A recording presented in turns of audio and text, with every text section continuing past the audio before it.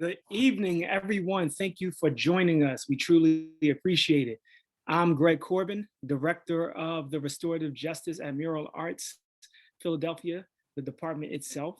I am so honored to be here with you to introduce the incredible artists and activists here tonight for the latest event to come out of our Rendering Justice exhibition, Women in the Justice System.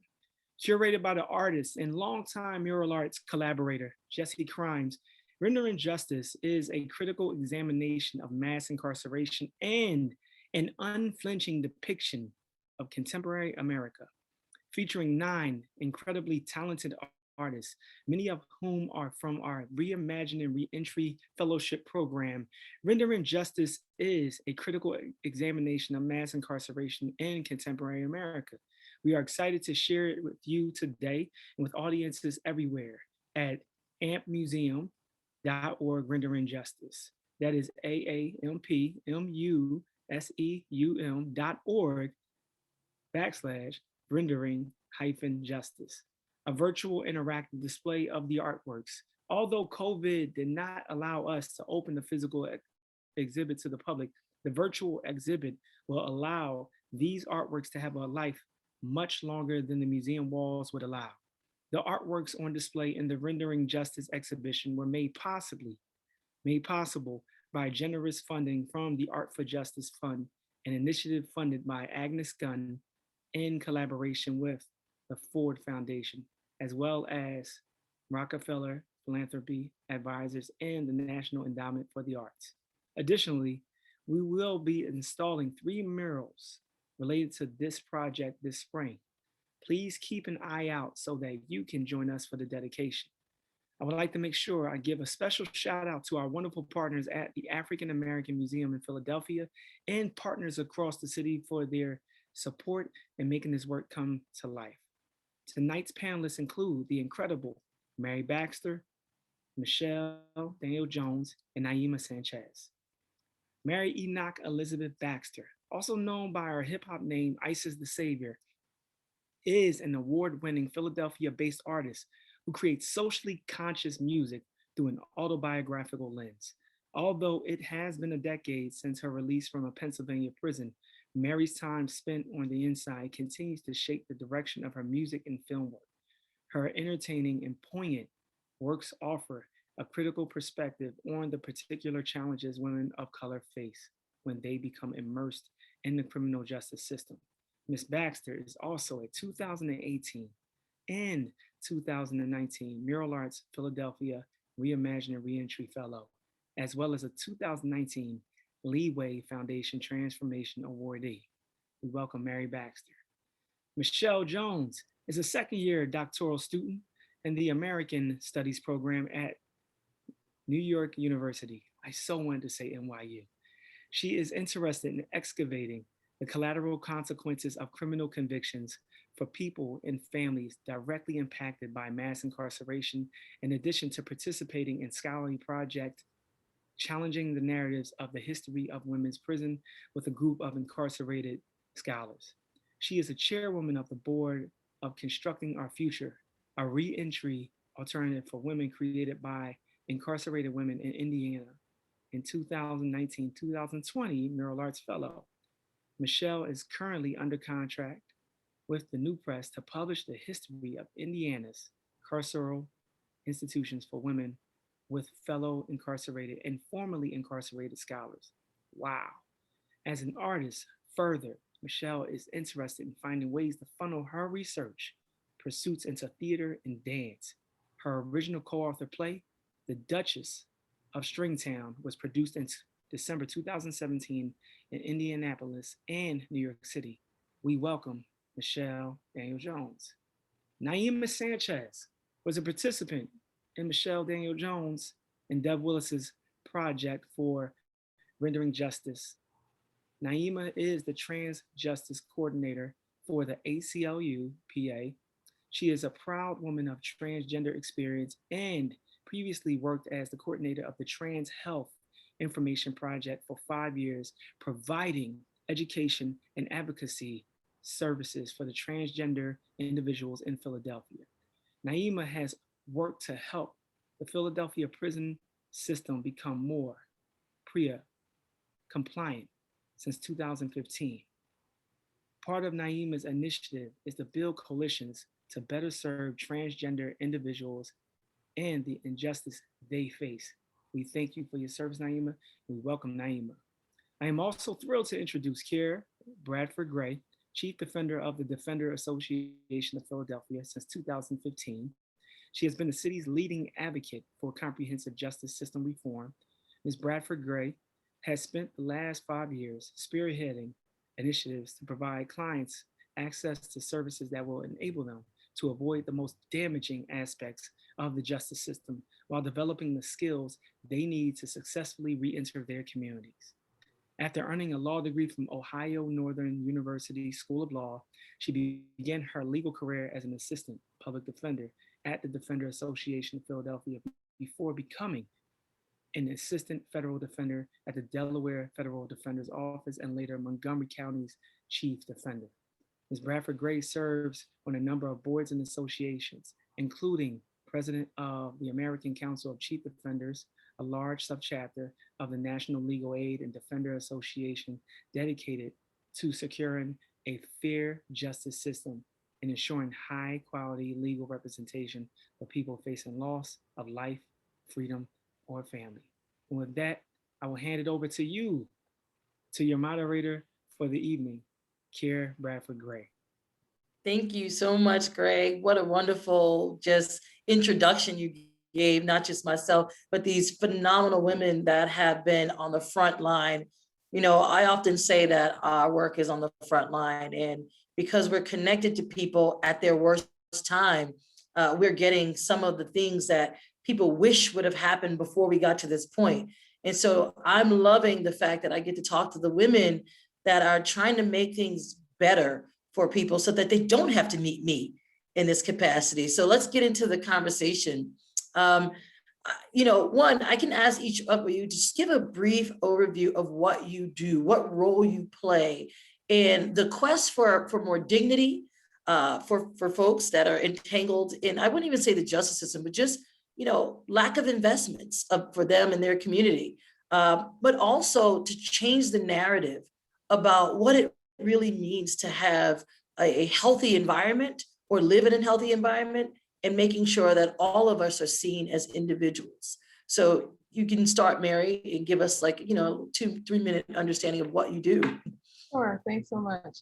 You know, as a formerly incarcerated, you know, Black woman, mother, interdisciplinary artist and activist with marginalized racial and gendered identities, I try to use my art as a way to amplify not only my voice, but women that have, you know, faced similar challenges with incarceration.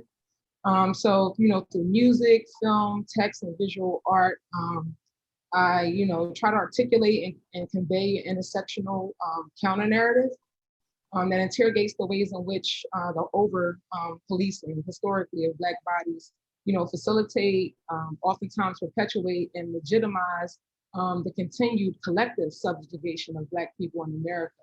My current works help us re-examine present-day laws, policies, procedures that often compound the intersections of motherhood, reproductive justice, race, crime, and punishment.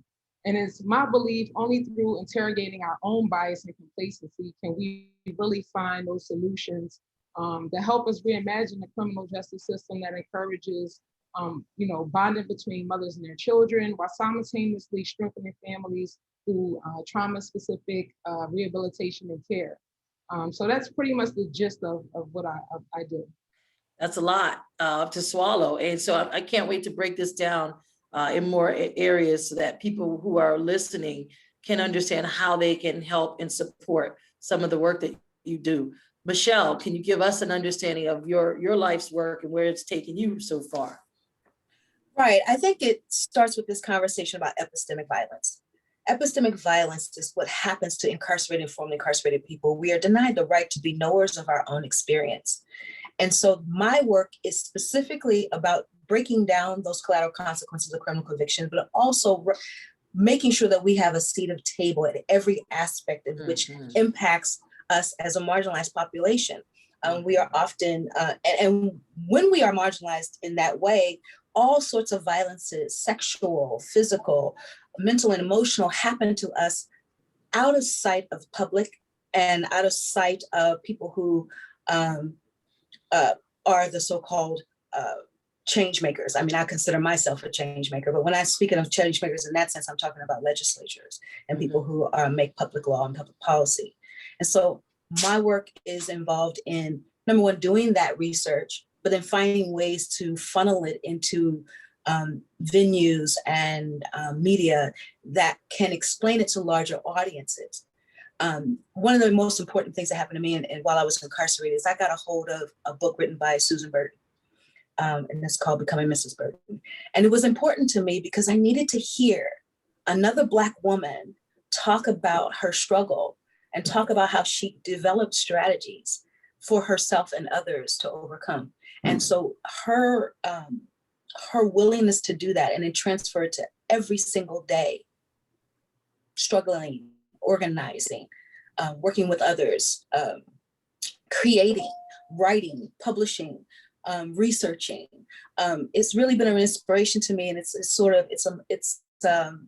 a model that I choose to replicate in my own work, and we can get more into what all the details of that is in later on. Yes, we will. I mean, you hit some really great points about just overcoming struggle that I want to come back to after we talk to Naiymah, because Naiymah, you have overcame, and are still coming to try to make sure that people understand who you are and see you as the individual, the beautiful individual you are. So can you talk a little bit about what you've been trying, based on your own experiences, how you've been trying to shape and change the world for other people that are, struggling with the same things? Thank you. So I want to lead, by saying that I really try to use my own personal experience as the gasoline in my car to drive, any missions that I have, right? And all of the missions that really drive my ambitions are issues that are intersecting to me as a person, and highlights one, these crazy systematic challenges that are placed in front of me because of how I identify and how society accepts and creates barriers for me to prevent me from achieving. So the work that I do and the work that I'm contributing my experience to is to change the lives of trans and folks in Philadelphia moving forward, so that they don't have to deal with the systematic oppressions and barriers that I was faced with as a young person growing up in Philadelphia.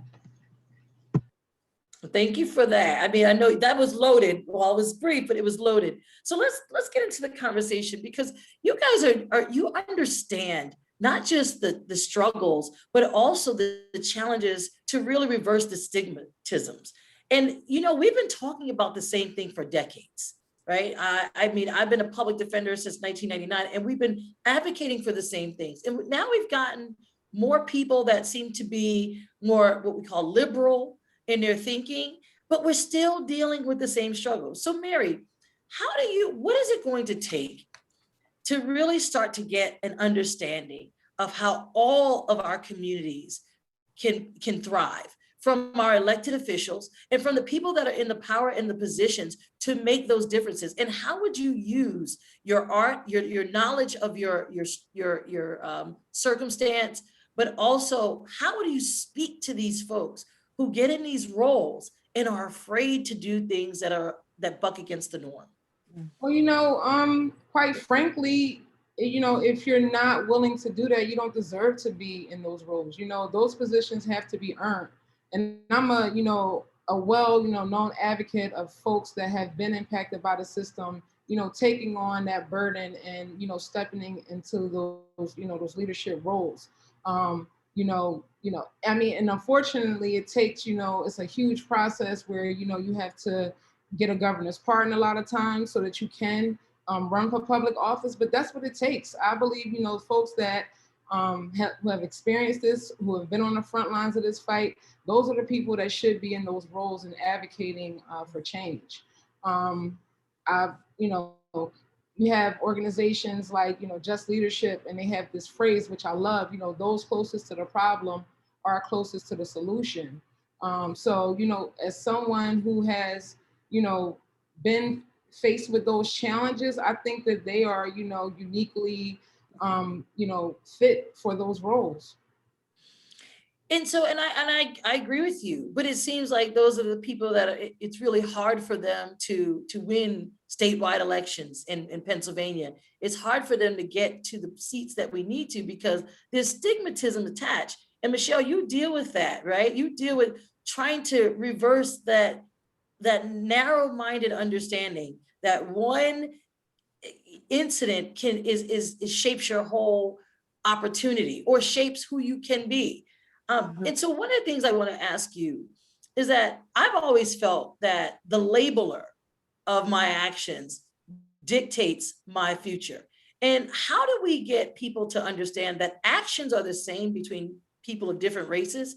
It's just one group of folks gets labeled much more punitively than the other, but still making sure that people understand that we're still the same folks. Mm-hmm.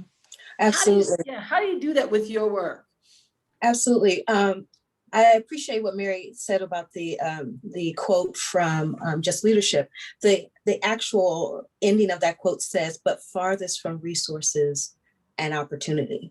And so that's the key that we're trying to shift, that we need access to those resources and opportunity. And the barriers to those resource opportunities are individuals. We individuals who empower systems. And so this project is designed to get the individual to examine their own implicit and explicit biases that they have, the role that the individual in community who has a tendency to say, well, I'm not a supporter of racism. I'm not racist. I'm not a white supremacist. I'm not against people who happen to be transgender or LGBT, Q. So it's like they say that, but they then lift up the ideas that are founded in it by reinforcing in every little quotidian ways, little bitty ways along the way. For example, I talk about the ways in which an individual working in an organization will use applications that have boxes that people need to check without examining if that box is even necessary. Of course, once they examine it, it's not necessary, but they don't go through the effort to remove the box. So then they reinforce the system. So the whole project is designed to get the observer to do a check, to do a reflection and analysis of the ways in which they buy into producing and reproducing bias and discrimination and stigma that then gets weaponized against us. Because what they don't realize is that stigma does something. It hinders, it blocks, it cordons off, it separates, it divides. And so the average individual doesn't think that deeply. And so the beauty in art is to get people to go a little bit deeper into the biases that they have and the actual outcomes that come from those biases. Just to follow up on something, do you think that the elected officials, the lawmakers now should go through that process? Because lawmakers have a tremendous amount of power to deal with social issues or disinvestments. But I don't think they really even look at some of their role as doing that. So do you think that this should be a part of their training? Like everyone else in these structures has ongoing training. We have legal training, people have different training, lawmakers. Mm-hmm. What kind of training, socialization training should they get? Well, at the very beginning, they need to consider incarcerated and formerly incarcerated people constituents, because they often don't even get that far because some states prohibit that individual from the right to vote or the right to civic engagement overall. So they need to get to that just because someone has criminal legal system involvement doesn't mean that they're no longer a citizen, doesn't mean that they should be experience what Cacho and others call a civil death. A civil death in the law. They try to make a complete death in society. And just because you have an experience in a criminal legal system doesn't mean that you are no longer present and should not have a presence and an engagement with politics. And so I think that begins there. The second thing is that they have to ascribe personhood, because you can do all sorts of things to a human being in which you deny them personhood, legally and socially. We've seen that with slavery and on through. If they're not legal, if they're not full people in the law, you can deny them social rights and social and legal representation in society. And so I think those are the things. They need basic political education that comes from us. Right. And from the literature and the art and the work that we produce. They need to be a real engagement with it that needs a part and parcel of how they learn to do their job. That's a great segue to Naiymah in terms of personhood, because Naiymah, I know you fought hard to be looked at as a person, not just a person who's a trans woman or whatever that is, a person. And some of the times you were denied basic personhood or humanistic opportunities that could have helped you in just trying to go through these changes that you were dealing with, but no one really having that empathy for you as a young person. So can you talk about what you want to do with your story, with your growth, with your triumphs, to help others who are dealing with the same things you are in 2021? It's amazing. We're still dealing with this, that are not recognized as a person and not looked at as their needs need to be met in order for them to thrive as well. Again, like I really want to set the tone for my own community and those who identify as such, that we don't live the factions of the stigma that are attached to us, right? And for so long, my community only was oppressed by the stigmas and barriers that were placed in front of us, right? And I wanted to lead with my experience that through all of these challenges, I'm able to succeed. I have been faced with hurdles and barriers and mountains and molehills, but by the grace of the will of myself and my peers, they helped me over those, right? And I think that even this event and the project that I was a part of with Michelle, to bring inclusiveness, right? To give me agency within a movement, right? Because for so long, trans folks have been left out of the conversation because there just wasn't a place to put us. And I'm using that in parentheses because we couldn't be put there because we don't want to offend these folks. But the movement is intersectional towards liberation, right? And like, using this platform and using, my own experience in the platform or the agencies that I'm employed at or affiliated with, I'm using that to like change the narrative of how people perceive me and my community as people who don't deserve the basic rights, the basic human respect, but also getting them to understand that there are some challenges. There's a systematic issue here that needs to be changed. We need to reform not just the criminal justice system, but other systems that are there that's supposed to provide us the resources to create us into these beings that is ideal, right? But not giving us the opportunity to select what our best version of ourselves is because we're not given the resources. So, I really, with passion, that's why I like to be as fluid with my experience and like even the trauma that I experienced throughout my life, because I want folks out there who are feeling oppressed or feel like they don't have a voice to know that there is someone advocating for that who has a voice, right? Who at this point in her life can use her voice to liberate you. Something. I just love you guys. It says I'm muted. Can you hear me? Mm-hmm. Okay, good. I advocate for that from this 10-foot, or I don't want to say 1,000-foot, let's say 100-foot level. But you guys are in these prisons. First of all, you came out of the prisons and you're now going back in these prisons to show people that you're not forgotten. And Mary, one of the things that I always think about is that these systems have yet to atone for what they do to us. But yet and still, these systems are allowed to thrive based on our backs, And how is it, you're going in here and you're working with these people, filling gaps that no one is willing to fill, but wants them to lift themselves from their own bootstraps. What is it? If you had the person that had the chance to make it different for women who are incarcerated, to understand them better, to understand what investments we need to make, what would you say based on what you've understood and learned? Like both Naiymah and Michelle highlighted earlier, the criminal justice system isn't an island. There are other systems that, are at play. And until we really address, the systemic racism, systemic white toxicity, also known as white supremacy, the gender violence, the patriarchy, we'll never get there. Unfortunately, we need to have a real reckoning on how, all these systems conspire to keep, certain groups oppressed. So, what I would say to them, we need to take a real hard look at ourselves, as Americans in this Western society.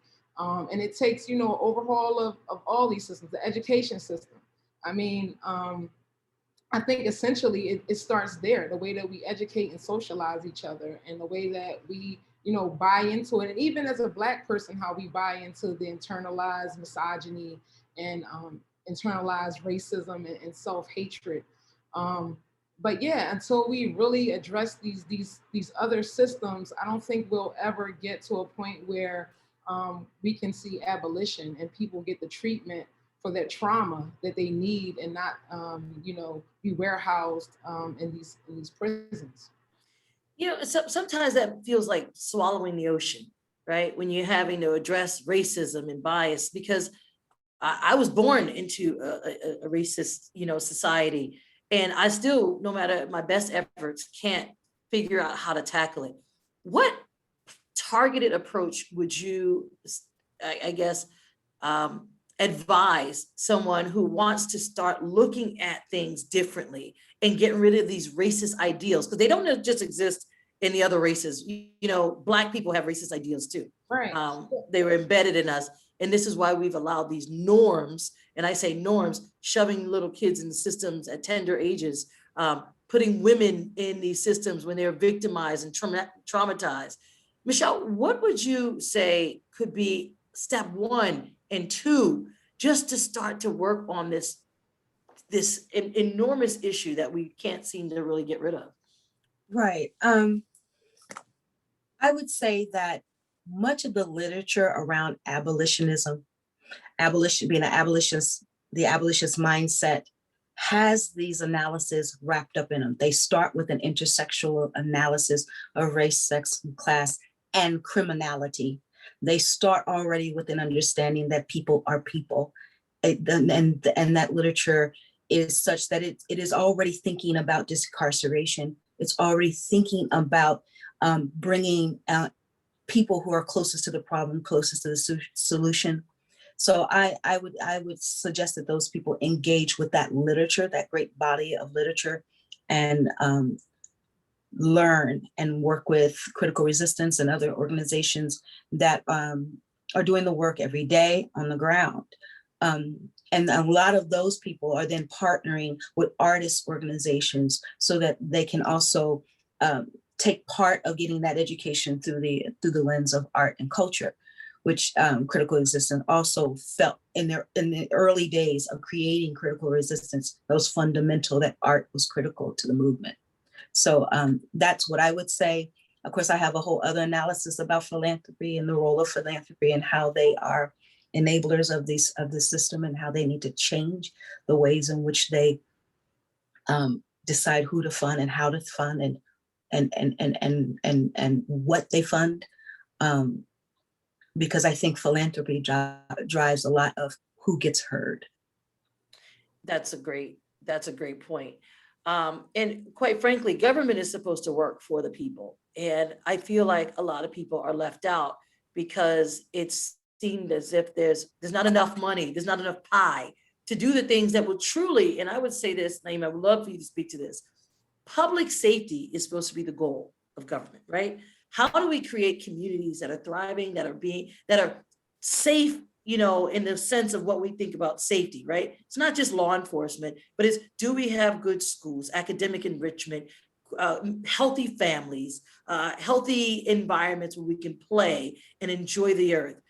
Can you give me an understanding of the things that when you were growing up, the things that you saw in your environment that you accepted as normal, but now that you're more mature and you've gone through so much, that that if these investments had have happened, many of the people in your area that or even yourself, may have had different opportunities and been in different places now. And not saying that you're always where you're destined to be, but opportunities are such that when we're growing up, we all want to dream. And sometimes those dreams are ripped away from people that, like you said, are closer to the problem, but least far away from resources. So can you give us an understanding of what is your notion of public safety, right? And not just from a law enforcement standpoint, but what is your notion of what it would take for communities to be safe and thrive? So I think that what we first need to do is to back up and understand what safety is for community, right? Because we have elected officials who are not checking their personal stuff at the door, but also understanding their personal privilege as they gauge what safety looks like or determined to be safe for communities, whatever community that may be, whether it's undocumented folks, whether it's communities of color, Black folks, men, women, whoever, right? It's how they're gauging a safety for that community without one having community input on what community need for safety, right? And for me, like I grew up watching cops stop at the playground just to check the guys playing basketball, right?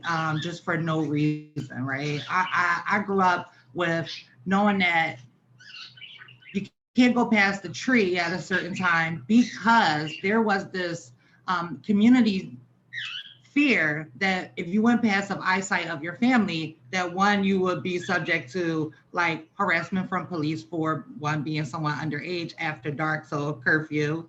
But two, the family will be subjected to some kind of penalization, right? Of like having your child after dark. So stay in front of my sight so that I don't lose you to the system, right? And it was this conversation within household of what safety looks like. What we teach our kids is don't take candy from stranger, don't talk to strangers, a car pull up beside you, don't engage, run for safety, right? What is safety? And that was something that I had to gauge within myself, because as someone who was growing into who I am as a trans person, I also didn't feel safe in my house because my household wasn't ready to accept my transition. Right? So what does that safety look like for me, especially in a community where we're already unsafe, right? Where our community members, our men and our women are being profiled by police, and folks are scared to go out, and we're scared of our own neighbors because of only what they show, the inter-community violence, but no inter-community relationship building, right? Is what they actually taught me to hate my own self and my own community. And this is a broader conversation that, like you said, it's not just about policy, and it's this, and we get to this conversation of systematically, it's like a whole 360, things need to change, is how we implement or understand what safety is in community and actually understand what community needs. Because me as a trans woman of color coming up as a young person, like my safety wasn't to run home because at home I wasn't safe. Right, but was the community center down the street, Lonnie Young Recreation Center, was that place, was that my safety net? Or did they have anything that was there to protect me from my own peers, right? So it became a 360 conversation, which led me into my adult life of like, we need to change policies, we need to change people's perceptions and people's understanding and sensitize who we are as people, normalizing that we all have uniquenesses and to be proud of those uniquenesses, right? Mm-hmm. That's right. I think we need to change the notion or the narrative of what it truly means to have public safety, because public safety could have looked like your family getting more access to counseling and services that help them understand your transition. All of these pieces that go into the public safety pie are left out of the conversation when it comes to funding. Before we go to questions, I want to ask you to talk briefly about your artwork that is in the Rendering Justice exhibit. We do have a question that I want to get to, but if you guys can talk briefly about that work, that artwork that's in the Rendering Justice exhibit, I think the audience would really appreciate that. Well, some of the work that I have some stories, short stories that were written by some of the women that I engaged in a creative writing workshop last spring at Riverside Corrections. Unfortunately, the workshop closed a little early due to COVID, but out of that workshop, we, had women reimagine their own narratives through short stories, poetry, and also letters to their children and their community.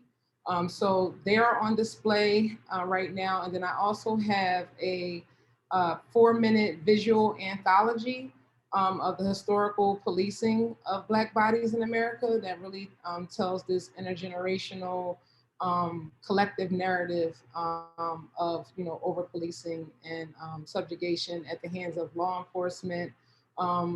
And also it culminates at the end detailing what it takes for real change, which is folks getting involved in government and through the voting process and using their voice to, put the people in power and get the laws passed that really impact their lives in a positive way and give them access to power and resources. So Thank you, Mary. Thank you for that. I mean, I think these are really big creative, not just ideas, but really deities that we need to be sharing with people outside of our general understanding. And I hope that others will go and take a look. Michelle, you want to talk about yours? Sure.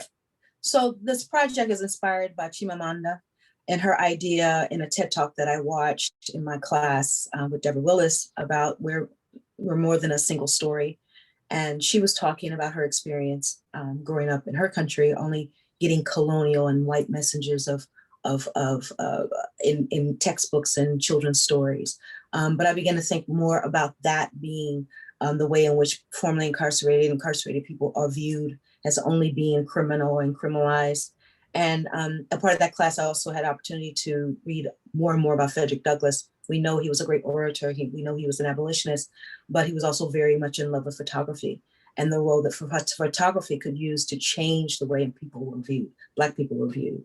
And I began to ask the question, like, could photography do the same for the formerly incarcerated? So the project is rooted in that, and these very powerful people, Black people who were bringing their own particular, I drew from their particular lens. And so the project is designed to get the observer to look at the person on the left and see that person is incarcerated. He's in carceral garb or she's in carceral garb. And look at the person on the right, seeing that human being on the right, and knowing that once you know that they're formerly incarcerated, what feelings do you generate? What thoughts do you generate about the individual once you know? Because I want people to get to the point where they're observing and being more aware of the way in which they are producers, manufacturers of implicit and explicit bias, and then how that they might then take that in their daily life and stigmatize another person with that, which then reduces their access to resources and opportunity. So the project is not meant for, the project is not about the beautiful people who are the subject of the project. It's actually about the person on the outside, and particularly the non-incarcerated person. And so I added to that weight with the visual, with doing oral history interviews so that the voice of the individual was part in the exhibit. And I added some actual words on the floor. So I really wanted to be immersive. I want you to hear, see, and I want you to walk over words that actually challenge you, the observer. And so the words in the exhibit say the weaponization of stigma upon the formerly incarcerated requires your participation. So it's a personal challenge I'm making to the individual observer. Yeah. And Naiymah, can you give us any, do you have an exhibit that you, were you a part of the exhibit? I was a part of Michelle's exhibit. And, you know, again, like I said earlier, I think it was an enlightful one to see this actual project be rolled out, and what it was like, what it was trying to capture. And it really wasn't about me and my story, but getting folks to check their own personal bias about me and my story and how they perceive me and my story. Because for so long, again, when people think of it, and it's unfortunate, but the historical attachments to a person because of their identity is so rooted in historical ignorance. It's like when you think of a trans person, the first thing that pops in your mind isn't the things that make all these good qualities of or highlight good qualities of me, but highlight all of these negative stigmas that are attached to me, right? And it speaks for that too when we are folks who are formerly incarcerated, is that you don't get to see us and the qualities that we possess. People focus more on what we are arrested for, right? Absolutely. It's just like, you know, it's unfortunate, but we think about George Floyd and how he, for myself looking at this, and that's my birds going off. I figured it sounds like a bird.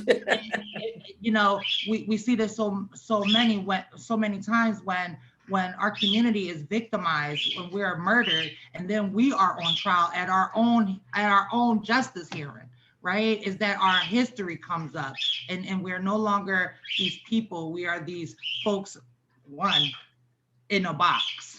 So I just wanted to share that, and I was happy to be a part of this project. Okay.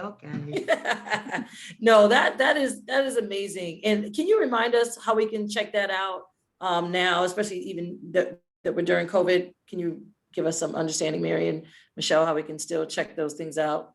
Yeah, you can head over to the African American Museum of Philadelphia's website and click on the Rendering Justice exhibit, and you can visit our artist profile, and you also can visit, do a virtual walkthrough of the exhibition.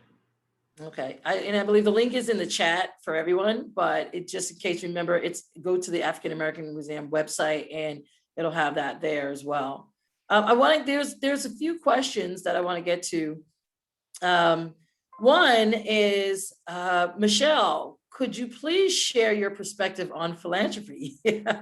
I know this is a long conversation, but if you can give us your more. Yeah, I'll give you my 1 minute breakdown. Historically, philanthropy in choosing who to support. They choose what agenda gets pushed. Chooses what public policy gets pushed. They often actually are supporting of particular laws and legislation. Okay, so if you are creating some program that you want funding for, and you don't have formerly incarcerated people at that's about incarcerated and formerly incarcerated populations, and you don't have those people at the table, and you don't have those people reading LOIs, and you don't have those people selecting groups and organizations, you have a skewed understanding of what is needed on the ground. I feel like philanthropy relies a great deal on reports and studies, and doesn't talk enough to people, and doesn't have enough of those same people being a part of the distribution of those funds. And though I am an Art for Justice grantee, that some people may say makes me biased, their model is important for this reason. They made me a grantee, but then they also gave me funds to distribute to people and organizations that I know that are doing the work, that are serving incarcerated and formerly incarcerated populations on the ground. They trusted my expertise, because I'm in this work, to know where money should go.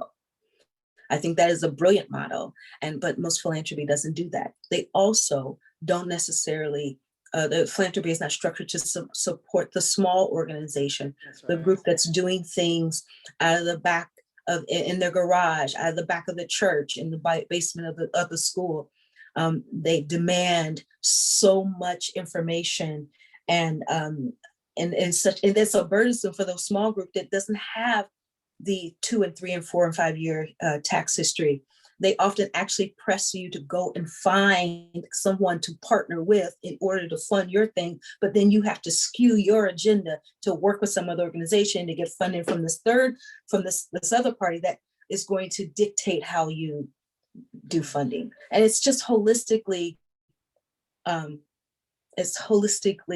impractical. And that's why people say the revolution will not be funded, because it really cannot be funded under these circumstances. And so I also appreciate philanthropy that is birthed from the community in which we're in. I mean, that's how the NAACP originally got started. It was Black people across the country gave 50 cents, 10 cents, a dollar here and there to fund these legal campaigns. I think that those models are the best, because then we are putting our coins together towards a common goal. And mostly philanthropy needs to listen to the people who are doing the work every day. And they don't. They listen to reports and studies and people who are in the hierarchy, upper management level of organizations, and not necessarily the people on the ground. And I just, yeah. I think we struggle with the same things in terms of grants, and you have to monitor the grant and report on the grant. And a lot of people don't have those structural pieces. And so how do we kind of do more universal understanding of how to get philanthropy into the hands of those who are unsung heroes, that are really salt and earth people that know how to get to the folks, but are not structured in this way that is, that is required. These standards are like NBA, UPenn school standards that they came up with versus real life, everyday standards of how do we circulate and distribute money and understand the feedback of what value it brought. So I'm with you on that. You vouch for each other. You vouch. Your work. That's one, right. How about doing live interview for people, right? Instead of written reports. Exactly. I mean, there's tons of ways in which we can do these things. Yeah. Less tech, less bureaucracy. Well, we need to be marching to the philanthropists and say, hey, we want a little different metric system here and a different standard sheet so that people can engage and have take part in something that's going to be helpful to the people, like you said, that are closest to the problem. There's another question. So it's about the project. It's repeating Naiymah's point about the project, about looking at yourself, not looking at yourself, looking at yourself by looking at how you feel about others that are in certain situations that they're not really familiar with or comfortable with. And so the question is, it's kind of a statement, since bias has been reinforced for generations, how might showing beautiful people in carceral garb actually reinforce bias? Meaning those people like, what about Beyonce in a cultural garb, right? Well, she's Beyonce, so they'll know. But those people whose imagery looks like very standardized, European standardized, that people accept and they're comfortable with.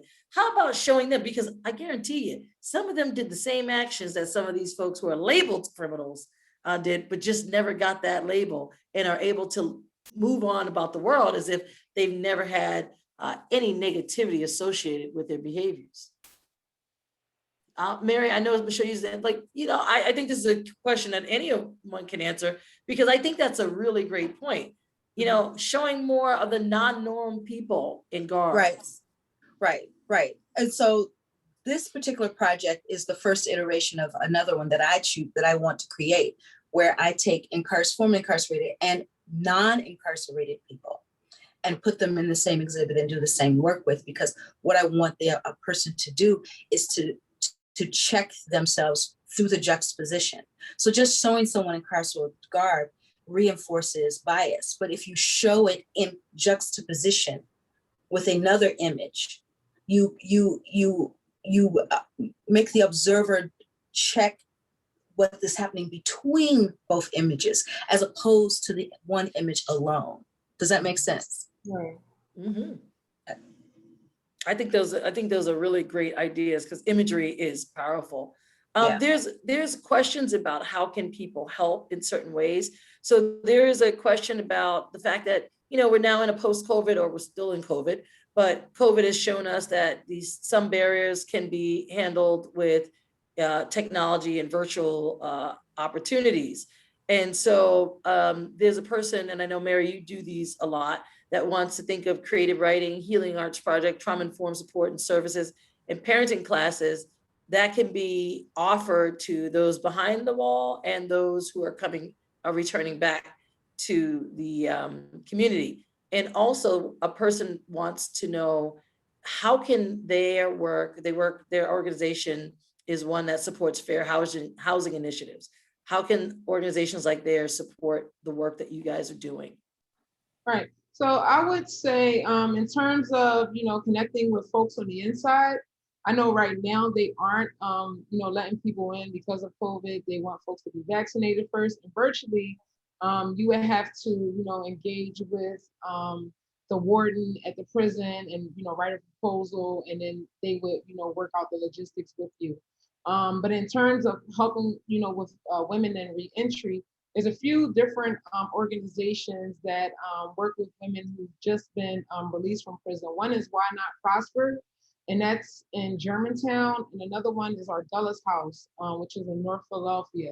And you can, contact these organizations, and they are looking for folks to come in with supportive services to assist women being, acclimated back into society.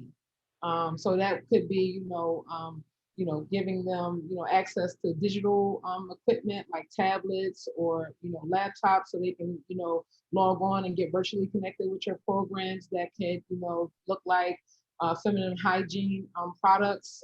Those donations are always accepted and welcome. But yeah, those are a couple things that you can do, right away. Yeah, thanks. And I just would add that when we are able to go back in, I would suggest that you go in without your program already set and what you want to do, but go in with another group that's already providing programming so that you can meet the women and learn what they need, and talk to them and find out what they need, as opposed to coming in already with a top-down idea or project and you're just going to plop it down in the facilities and not have been in contact with the women. Great point. Great point, because we see that a lot. People have the idea of what they believe communities need because, we're in these roles and positions to do that, but we really don't always know what people need, and society is always evolving. So we have to be connected with what people are saying. There's no more questions, but I have one last thing. We're talking, and I really do want to stay on this notion of public safety because you hear politicians all the time saying, we've got to have safety. And we're always talking about one avenue of safety, and that is law enforcement, law and order. And I want to challenge people who are in leadership positions, who have the power, to truly understand that when you take people out of their communities for things that either they know that is a manifestation of the things that they've gone through and no one has helped them, that community doesn't feel safe because that community feels devalued, disinvested in, but then punitively treated in a way to help support these institutions, or because we need to label people a certain way. And I'm not trying to start trouble, but people who are labeled in certain ways are able to stay at the jobs at Walmart and make people rich because that label, that tag that stays with them for a lifetime, they can never overcome. Pennsylvania is one of the few states that once you get convicted of a crime, that is a lifetime ban unless someone decides to give you a pardon. That is a very backwards way of dealing with reacclimation and thriving in public safety. Why is it that we cannot get our legislators or our attorney general or whomever to do an audit of Pennsylvania's collateral consequences list to see if any of those still even apply? But secondly, to understand why isn't it that the government has the responsibility to say, this is why I have to continue to keep this label on this person. After a certain period of time, you should be free of your burden. You've paid your debt. Why is it that they get to effortlessly keep that label on you and then complain about the poverty and how much it's costing to keep communities safe? Like, if you had to talk to someone to say, this is backwards, this notion of public safety is backwards, we're on the back end of it all the time, put it on the front end, what would you have whoever's in charge of looking at incarcerated folks and reacclimated into society, what would you tell them is your one wish that they would do, each of you? Well, my one wish probably would be, that $52,000 a year that they're warehousing somebody in prison for, whatever the offense is. Why can't that be reinvested in that person's education? Why can't that be, offered as a salary? Like, why are we, we have able-bodied people that can, contribute to society. All they need is, opportunity and access. Like, why would we rather them, rot in a cell than be, contributing members and productive members and repairing harm and able to, embrace restorative practices and parent their children? Because we know that folks that are incarcerated, their children are 12 times likely to be incarcerated. So a lot of times I just feel like it just perpetuates, this cycle. So that would be, my wish, to reinvest that $52,000 into someone's, person.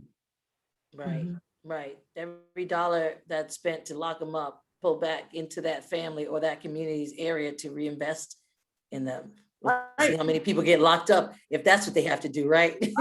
In Philadelphia and a lot of the major cities like Chicago, we have these things called $1 million blocks. When we add up the amount of people that are locked up on one block, it adds up to millions of dollars, that is being taken away from those communities. Right. Michelle, I'm sorry, because there's one more question, but I want to go ahead. Can you answer that question? Because this is a real issue. I mean, we don't know what we're doing to people, but the norm is that we're doing it. And we, even Black people that are like, abolitionists are saying abolish it. But so many people are not listening to abolitionists because they're saying, well, that's crazy or that's too bold for them. But how do we walk the people through this? Because we're always dealing on the back end and we're never going to achieve public safety. Right. I think that, first of all, there's a lot to be gained in restorative justice and that entire restorative and transformative justice in terms of how we deal with people who harm each other. And so the answer is not always incarceration, and the answer is not always exile. But I would challenge them to examine why do you need the incarcerated, formerly incarcerated, the poor person by which to measure yourself against? Why are we the standard by which you say that you are at least not that? And have people do a deeper reflection on how they perpetuate the systems by the way in which they actively and passively co-sign on someone's poverty, someone's involvement in the criminal legal system. I would challenge them. I would ask them, why are you, what is in you that says that this person must remain other? And why are you behind? Why are you behind? Why do you push? Why do you uplift these practices and these everyday choices to other this population? Because it's a personal choice every single day. Social legal consequences, that are the books, the laws on the book, come from social consequences of criminal convictions. Social's on top and everything else copies out of it. So it's a deep individual choice every day. And it's about reinscribing white supremacy. It's about reinscribing class. It's about, reinscribing this idea that women belong underneath men, patriarch. I mean, there's so many levels that people have to have the balls to excavate that in their own personal consciousness. I think it's a little deeper than that too. And I'm gonna give you one chance, because think about it. When you have the ability to legally discriminate, when the pie gets smaller or times get tougher, guess who the first people that you can cut out of that pie are? Those folks that are able to be legally labeled so that we can legally discriminate against. And I think people think just because it's legal, it's right. Slavery was legal, right? So I do challenge people to get rid of their normative behaviors. I'm with you on that because, we're talking about death penalty. Well, who thought of the death penalty? Somebody who wanted to kill somebody who said that, I got to teach these, what's a lesson. And we subscribed to that and we kept it going. And now it's our norm. Lift it up. But all we have to do is say, wait a minute, why? Are we doing these things? Why are people lifetime brands for something they did? So a person who did something at 19 is still carrying that in their 40s. I think that's crazy. Naiymah, I'll give you one last shot of talking about, like, what would we want to reverse this notion that the way we keep our community safe and thrive is to keep people in this bucket of criminality and poverty. I share what both Mary and Michelle said, and for real, it would be, I can't identify a one person, but I want to sit them all in one room and challenge them to look at this model of reformative justice and challenge them to be uncomfortable with facing the reality that we are uncomfortable in community as they continue to create laws to make us unlawful, right? That, like, they put these laws on us and to keep us in this box to keep us from success. So again, sharing the same sentiments as both Mary and Michelle, and really thinking about how much money it costs to keep someone incarcerated and where that money could be reinvested to build the community up, right? It's that people don't really, especially lawmakers, they don't really understand, and maybe they do, that the criminal justice system was, especially prisons, was created, the idea, what they put on paper, was that it was supposed to be to rehabilitate someone. But what it has done is institutionalize, and not just institutionalize a person, and institutionalize a community. And we need to be real, that Black and brown folks are institutionalized, our communities are institutionalized, where we're created in this bubble of like fear of jail, right? I'm in my 30s, and like I'm a trans person, and again, like I say, I use my own experience to lift up these injustices. Is that I have this goal of being a mom, right? And I work at this wonderful organization that fights for the civil liberties of all, right? And like I'm paying taxes, a lot of taxes, and I'm contributing to social justice change, right? And I'm denied the access to foster a child because what a previous arrest is attached to me, as if I never grew from that person I was at 19, 20 years old, right? And it's like, it's like they got shackles on my feet to keep me incorporated in the criminal justice system. When I get pulled over, I know my PP number offhand. You know, it was designed to instilled into me to know 905001 or know your numbers, because you are not a name to these people, right? And it is so unfortunate, but I also try to change that narrative that when the cop, and it is again unfortunate, but our anxiety is high when we see those red and blue lights come up behind us, right? The first thing to do is you put your hands on the steering wheel. You don't want to move. And depending on the darkness of your skin, you don't even want to blink, right? Because the fear that your skin color was a threat to the officer over something as something small as failure to signal could have ended the life of a father, of a mother, of somebody in community, right? So it would challenge to these lawmakers sitting their asses, all of them, in a room, and telling them to challenge yourself to be uncomfortable, to re-examine what they have done to us, right? Because it is a real thing. We need reformative justice. That's right. Well, with that, we are going to wrap up, and it's been amazing, riveting conversation. I know I can go on forever with you ladies.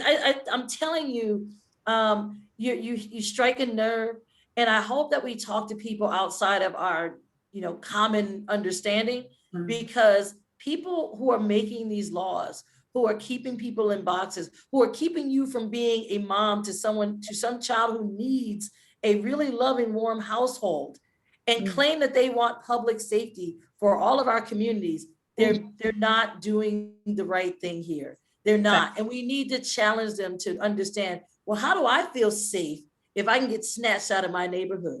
How do I feel safe if you don't find the person that's shooting up my area, because it's not worth it, because it's just another, young Black kid that got shot. Right. Safety is relative to the communities that are on the magazines. And I think we need to make sure that when people are talking about they are here for us, understand us. So I want to thank everyone for joining us.